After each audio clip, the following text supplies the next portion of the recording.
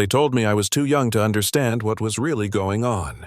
12 years old, standing in my own kitchen barefoot on cold tile while a grown man leaned back in a chair that used to be my dad's and smiled like he'd already won. He laughed softly and said, "Kid adults handle adult things." My mom nodded beside him, tired, hopeful, desperate for peace. And in that moment, I realized something scarier than grief. Nobody was listening to me anymore. My name isn't important. Let's just say I was 12 when everything broke. My dad had been sick for a long time. Cancer doesn't crash into your life. It seeps in slow and quiet, taking pieces while everyone pretends there's still time. He was the kind of dad who made bad jokes, who let me explain my science projects like they actually mattered, who always said, "If something feels wrong, trust that feeling." He died on a Tuesday afternoon, collapsed in the driveway like his body had finally given up negotiating. I remember the ambulance lights washing over the house, my mom screaming, and me thinking very clearly, "Don't cry yet." Crying would make it real. After the funeral, our house felt hollow. People brought food we didn't eat. My mom moved like a ghost eyes, always somewhere far away. I learned how to cook eggs, how to fold laundry, how to sign permission slips because someone had to keep things moving. Sundays used to be loud.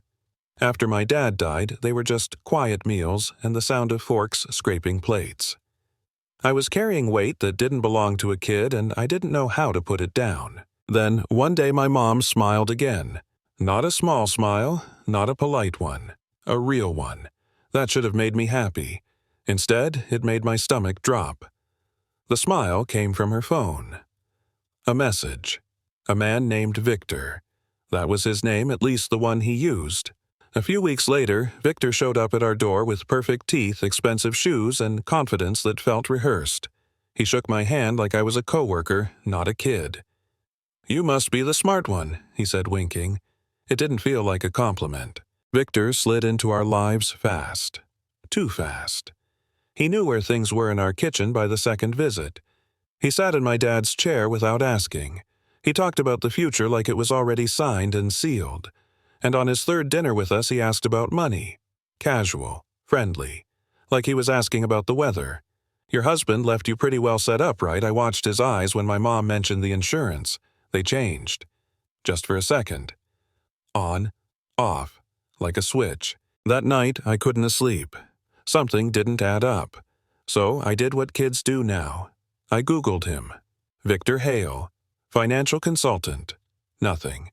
No website, no license, no profile. I tried variations, different spellings. Still nothing. Real professionals leave trails. This man was a ghost. I told my mom the next morning, careful with my words, trying not to sound dramatic. She smiled, that tired smile adults use when they're done listening. "You're young," she said softly. "You don't understand how relationships work." I tried my uncle. He believed my instincts but said he couldn't interfere. I tried a teacher. She said it was a family issue. I tried a neighbor.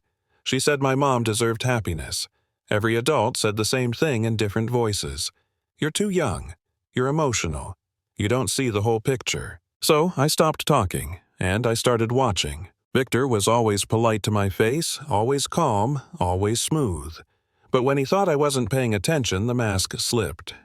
He checked my mom's phone over her shoulder. He redirected conversations when money came up. One night, he left his jacket on the couch. My mom was upstairs. I reached into the pocket, heart pounding like I was committing a crime. Inside was a wallet. Inside the wallet was an ID. The face was his. The name wasn't. Different first name, different last name. I took a picture with shaking hands. That name led somewhere. Obituaries. 2 women. Both married to him, both dead within a few years. Both with insurance payouts that landed in his account. My stomach dropped so hard I thought I'd be sick. This wasn't a gut feeling anymore. This was a pattern. A week later, my mom announced their engagement. She was glowing. I felt like the floor disappeared under my feet. I showed her the ID, the names, the deaths. She didn't look, not really. She told me to stop digging, told me I was hurting her, told me she'd lost enough already. Then she took my phone, grounded me, said I was trying to sabotage her happiness. Victor stood behind her, hand on her shoulder, watching me like you watch a problem you haven't solved yet. The wedding date moved up, less than 2 weeks. I felt trapped in my own house with someone who knew I knew too much. Then I found more. A bank transfer my mom didn't remember making. Text messages on Victor's phone when he forgot to lock it. How much is she worth? Insurance plus the house. The kid, she's 12. Nobody listens to 12-year-olds.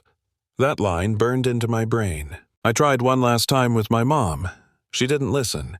She took away my laptop, cut me off from everyone. Victor smiled more after that, like the game was almost over.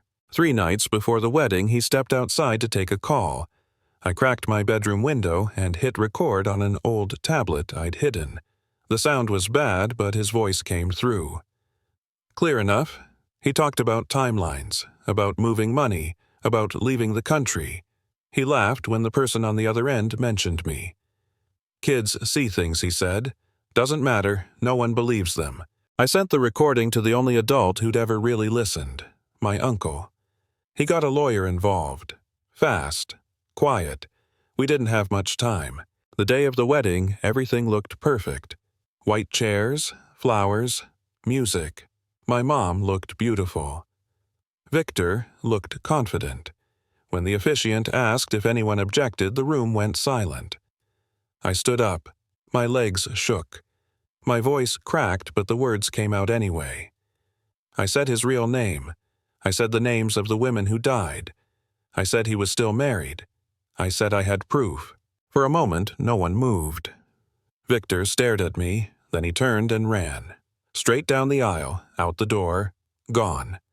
No explanation, no defense, just gone. The aftermath was loud.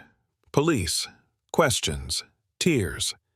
My mom collapsed into a chair, shaking. Later, she held me and cried and said the words I needed more than anything. I should have listened. Victor was arrested days later, trying to leave town.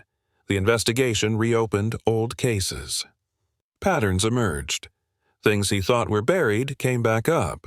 Here's the part that still scares me. He almost won. Not because he was smarter, but because he understood something dangerous. Adults don't listen to kids. He built his whole plan around that. So, here's my question for you. How many times have you ignored someone because they were too young or too inexperienced? How many warnings get brushed off because they come from the wrong voice? Drop your thoughts in the comments. Argue with me. Share a story where you saw something no one else did. Because sometimes the smallest voice in the room is the one telling the truth, and the cost of not listening can be a lot higher than anyone wants to admit.